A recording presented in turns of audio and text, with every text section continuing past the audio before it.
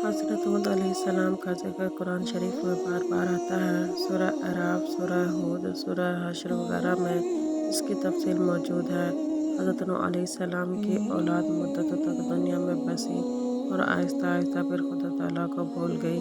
शैतान ने फिर इनको बहका कर बुतों की पूजा पर लगा दिया। अल्लाह ताला जो अपने बंदों पर बड़ा रहम करने वाला है, उसने फिर हज़रत हूद अलैहिस्सलाम को अपना पैगम्बर बनाकर उन लोगों के पास भेजा और उन्होंने अपनी कौम से जो आद कहलाती थी कहा कि तुम खुदा ही की इबादत करो, इसके सिवा तुम्हारा कोई माबूद नहीं और इसके बदले में तुमसे कोई मजदूरी या उजरत नहीं मांगता। मुझे इसका बदला तो अल्लाह देगा जिसने मुझे पैदा किया है।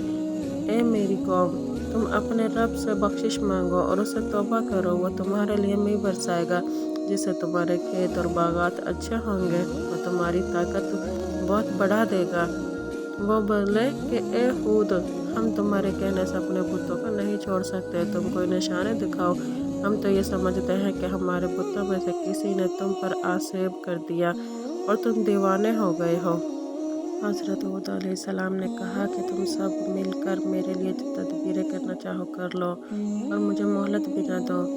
मैं अल्लाह पर भरोसा रखता हूँ जो मेरा और तुम्हारा परवरदिगार है। मेरे हाथ अल्लाह ताला ने तुम्हें जो पैगाम भेजा था वो मैंने तुम्हें पहुँचा दिया।